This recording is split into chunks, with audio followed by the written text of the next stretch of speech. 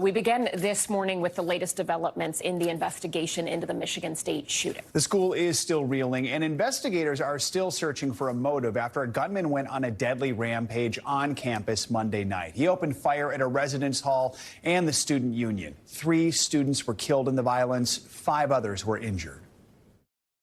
I do feel like it's going to be hard to recognize campus the same anymore. It's going to be hard to get used to it again. It's going to be hard to look at my dorm the same, to look at the buildings that I travel to every single day. Police identified the students who were killed as Brian Frazier and Ariel Anderson, both sophomores, and Alexandria Verner, a junior. This morning, investigators are beginning to piece together evidence. They're also releasing new details about the suspected shooter, 43-year-old Anthony Dwayne McRae. They say he died off campus from a self-inflicted gunshot wound and that he had no ties to the school. The Michigan State community continues to mourn those who were killed, with vigils taking place across the state to honor the victims. The university is also planning to hold its own vigil tonight. NBC News correspondent Jesse Kirsch has the latest from East Lansing. This morning, another U.S. college town grieving after the nation's latest mass shooting.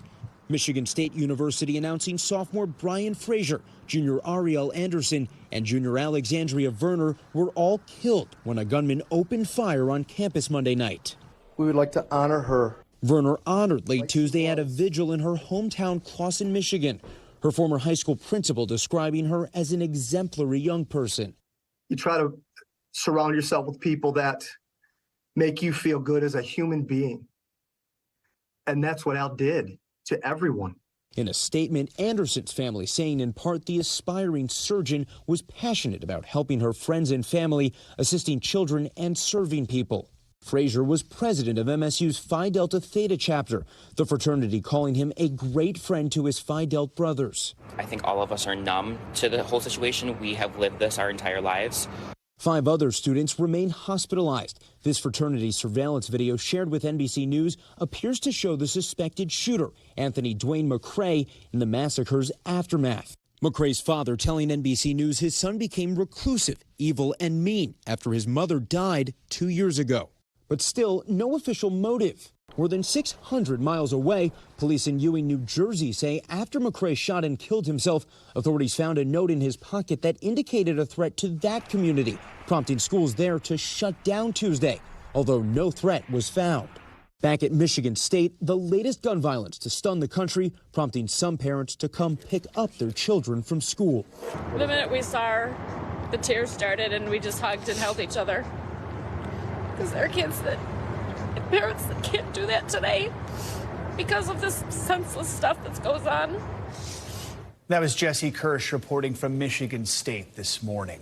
Now to a potential breakthrough in the Atlantic and the search for debris from that suspected Chinese spy balloon. Yeah, crews have recovered what military officials called significant debris, including sensors and electronics, as well as large sections of the structure. But this morning, there are still questions about the takedowns of the 3 smaller objects this past weekend. The White House said yesterday those unidentified objects, which it told Congress are most likely balloons, could be for benign commercial or academic research. But the price to shoot them down was not cheap. An Air Force spokesperson says the missiles alone used to shoot down the objects cost at least $2.5 million, and that doesn't even include the cost of scrambling the fighter jets. For more, we're joined by NBC News White House correspondent Mike Mimily and NBC News congressional correspondent Julie Sirkin on Capitol Hill. Good morning to both of you. Mike, let's start with you. The National Weather Service confirmed that none of the objects shot down belong to that agency. And so far, searchers have not been able to find the debris from the 3 objects that were shot down this weekend to try to identify what exactly those were. A lot to unpack. What is the White House saying? What do we know this morning? Well, Allison, obviously an important breakthrough, as you mentioned, with the recovery of important component parts from that Chinese balloon off the coast of South Carolina. Officials hope to really learn more about the nature of the Chinese surveillance program based on what they're able to now inspect. But a very different story with those 3 other objects shot down on Sunday. John Kirby from the National Security Council saying that the leading assessment is that these were much smaller than the Chinese balloon. They were flying at a lower altitude, and that they may have been, as you mentioned, for benign or commercial purposes. But that's about all that we know. Mark Milley, the chairman of the Joint Chiefs of Staff, noting yesterday it could be a significant amount of time before officials can recover those objects, one in treacherous weather off the coast of Alaska, the other in the Canadian Rockies, very difficult to reach, and the third is hundreds of feet underwater in Lake Huron. So it could be days, likely weeks, if they're able to recover them at all. So, Julie, lawmakers both sides of the aisle have been critical of the White House's response to some of these incidents. What do lawmakers think President Biden and the administration should be doing? Well, plainly, they think that he should be talking to the American people. We heard that all weekend from Republicans and Democrats after this third object was downed.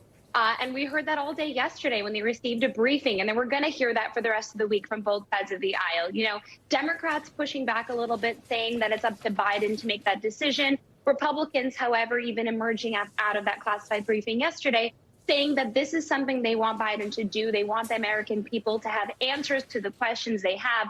The only problem is, and as we learned after that briefing yesterday, it seems like the administration doesn't have all the answers yet. And that's maybe part of the calculation for why they're holding off on speaking to the American public. But look, lawmakers also just want to know if we're prepared to handle this in the future. That's something Senator Tester, a Democrat, had asked in that initial briefing last week. That's something we're continuing to carry throughout this week.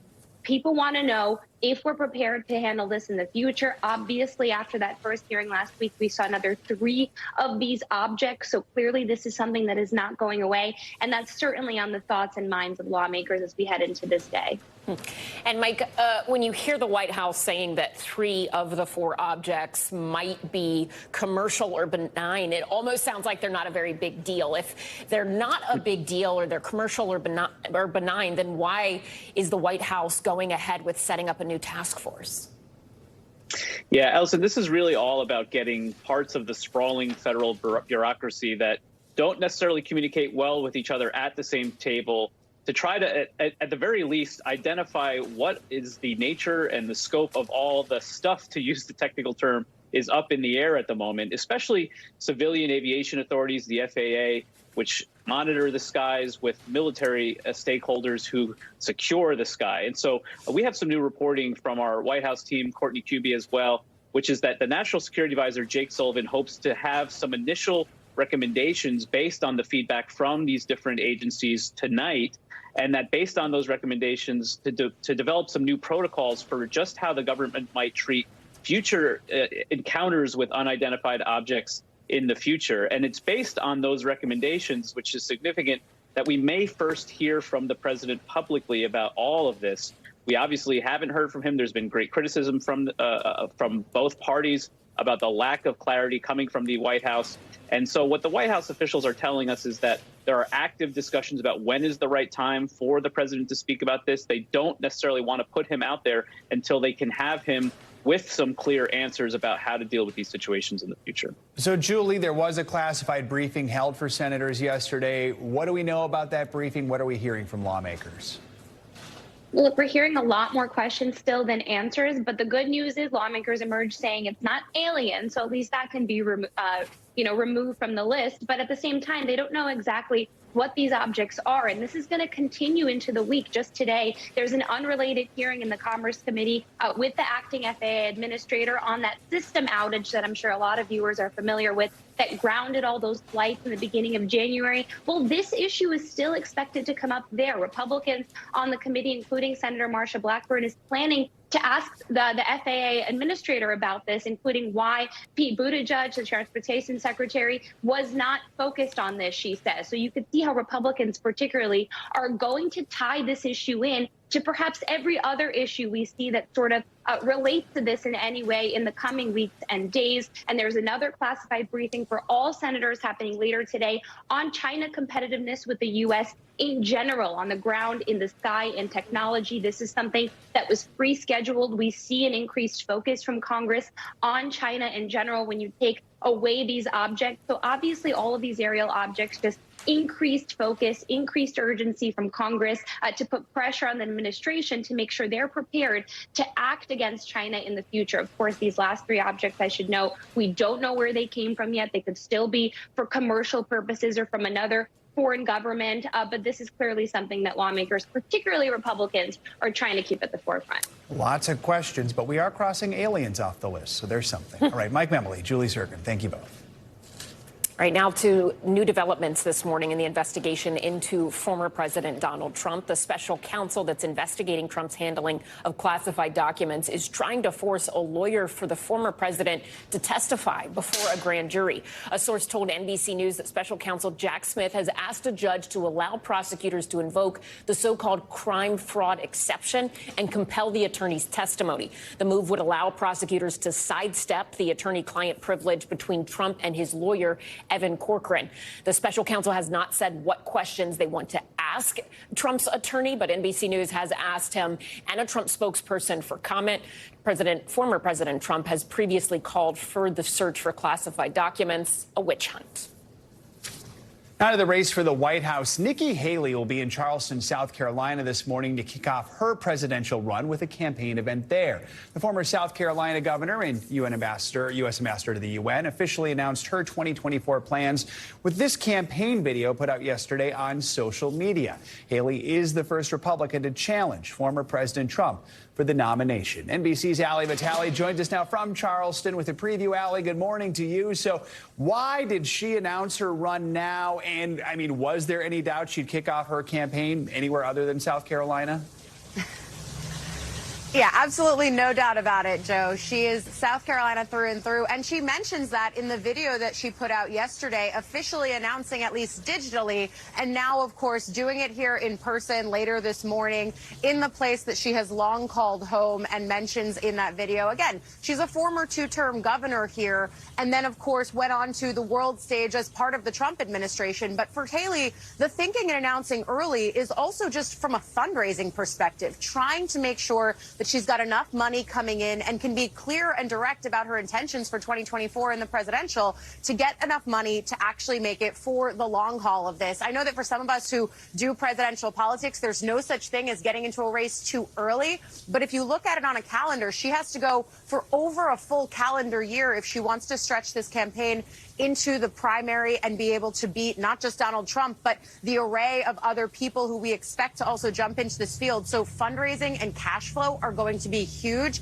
That's part and parcel to this strategy as well. But look, she's getting out there today in person in South Carolina, a very important state on the presidential calendar. And then she'll go to some of the other ones that we often keep our eye on, New Hampshire and Iowa in the coming weeks, kicking her campaign off in true presidential fashion, hitting all the places that she's going to need to be spending a lot of time in. And I think by proxy, I will be spending a lot of time there as well, as usual. A lot of time for a long period of time. You know, I mean, it is not a huge surprise that Haley's running for president, but it is notable that Trump is now officially facing some competition for the nomination. So now that she's in, do we think the floodgates are going to open up? Can we expect others to follow, like, say, Florida Governor Ron DeSantis? And look, that's a question that not just you are asking, but other reporters were asking yesterday in Florida, for example. I think we have that sound if you want to play it. Nikki Haley announced her presidential run today. Do you plan on following suit? Wouldn't you like to know?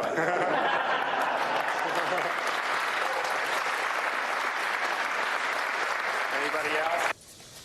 Now, to be clear, Joe, as someone who's following that presidential campaign, I would very much like to know if that's going to be a campaign that I'm going to be following. But look, if you look at the names that we often talk about of who could get into this field, yes, it's notable that Trump now officially has at least one challenger, and it's coming from within his own administration. Of course, Haley served with Trump. She's going to have to defend both the positions that she's taken for Trump and backing him, but also the comments that she's made against him over the years. Because I remember being in South Carolina in 2016, and Nikki Haley was not an endorser of Donald Trump. And if you look at the way that she's trying to turn the page now, she's making a sort of generational leadership argument, targeting Trump not on policy or his presidency, but on his age, something that is going to be a factor not just for Trump, but for Biden as well. And then if I think about some of the other names that could end up in this field, you got a lot of either former or present governors, so a lot of executive power likely to be on these debate stages, from New Hampshire Governor Chris Sununu to Florida Governor Ron DeSantis. A lot of other names like that potentially getting in the mix. But at this point, just a one-on-one battle between Haley and Trump, though that field's going to get a lot bigger. And Allie, very quickly, while I have you, Dianne Feinstein announcing she's going to finally retire.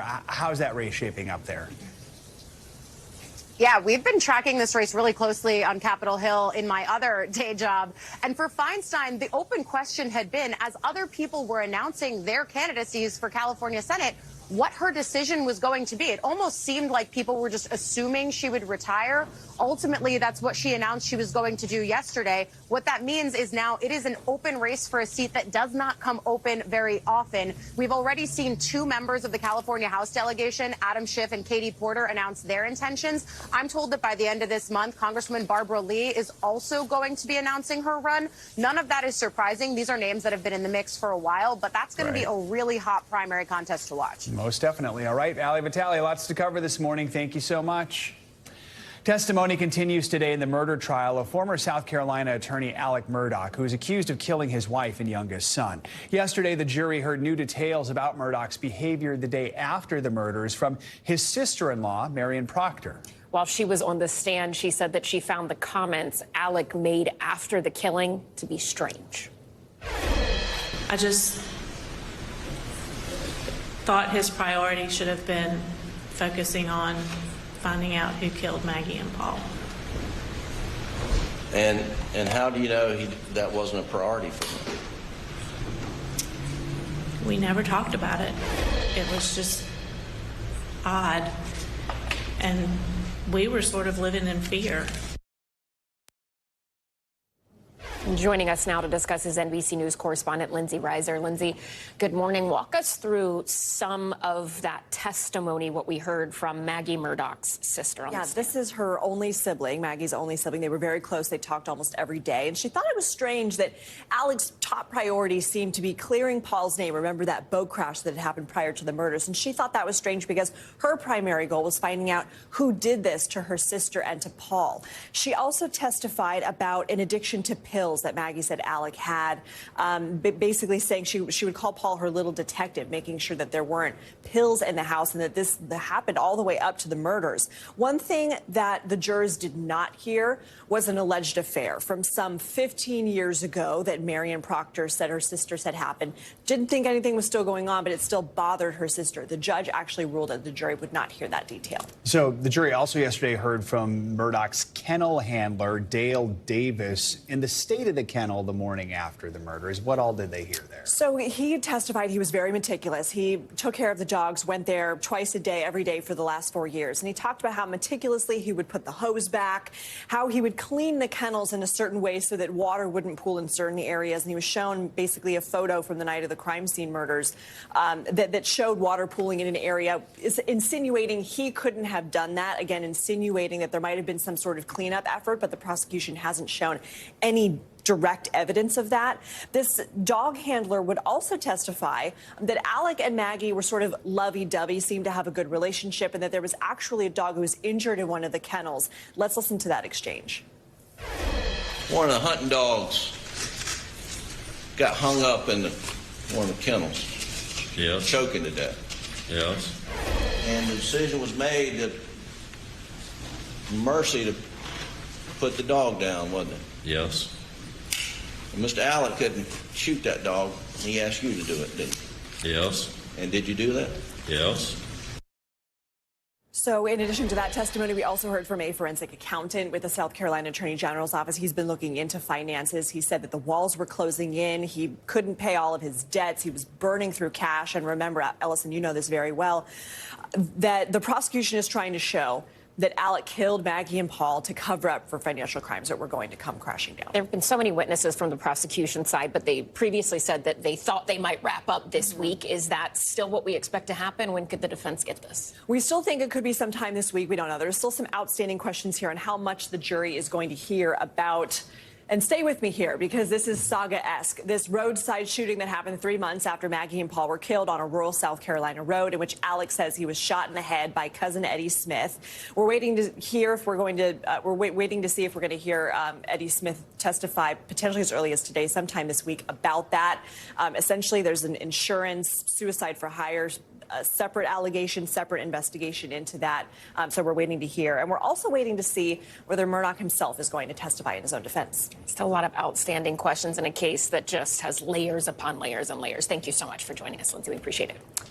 All right, we got a little bit of everything from snow days by the Great Lakes to spring-like temperatures here on the East Coast. Time for your morning News Now forecast. Michelle Grossman is here with more details. Good morning, Michelle. Good morning, guys. Great to see you. Yeah, it's tale of two seasons. We have winter weather in the west. We have those spring-like temperatures in the east. That's going to continue for the next couple of days. And we're also watching the threat for severe weather by this evening and overnight hours. This is what it looks like on radar. You can see lots going on. Where you see the blue, that is the snow falling out west. You see some rain, that's in the green, and also some brighter colors. That's where the heavier rain is falling. So we do have 24 million Americans under a winter weather alert. A blizzard warning continues in portions of the upper Midwest. We have a winter storm warning stretching from the southwest through the central plains into portions of the Midwest as well. And we do have a winter storm watch in some spots. So wind alerts, we had really windy days the past 2 days. We're going to continue that today. 46 million people impacted by winds gusting over 60 miles per hour. That could bring down some trees, some power lines, and cause some power outages. And those wind alerts do stretch into portions of the Great Lakes as well. So this is the setup. We have a duo of storms. We've been watching these two storms all week long. And today we're going to see that intensifying low tracking into the central plains. That's going to bring some snow. Then it's going to encounter that really warm air we were just talking about, and that's going to erupt some severe storms later on this evening into the overnight hours. Again, particularly dangerous when this happens overnight. This is in the Mid-South. So that is today. Then tomorrow this moves off to the east, and we see an expansive area that could see some strong to severe storms stretching from Alabama all the way to Ohio. Also some really heavy rain along that front, and we could see some flash flooding as well. On the backside where we're still seeing that cold air, heavy snow from the plains into the Great Lakes. By Friday, it slowly moves into the east. We're going to lose the threat for severe weather, but we're going to continue to see heavy rain falling. So starting out your Friday along the East Coast with some rain, even some snow in the northern parts of New England, upstate New York, and then those temperatures are going to come crashing down. So a big difference by this weekend. It's going to be kind of a wake-up call in the east this weekend. But today, we want to put this on your radar. We're looking at a severe threat, 14 million people at risk, especially where you see the orange, especially where you see the yellow. That's where we're expecting tornadoes. Some could be strong, EF2 or greater, winds gusty to 60 miles per hour, and also damaging hail. And then tomorrow, watch how this area just sort of expands and grows from the Gulf Coast to the Ohio Valley, even portions of the Northeast as well. 32 million people at risk for tornadoes, winds gusting once again to 60 miles per hour, causing some damage and also some hail. So Cincinnati, Nashville, Birmingham, and also Jackson, you could see some strong tornadoes. Back to you guys. Thanks for watching our YouTube channel. Follow today's top stories and breaking news by downloading the NBC News app.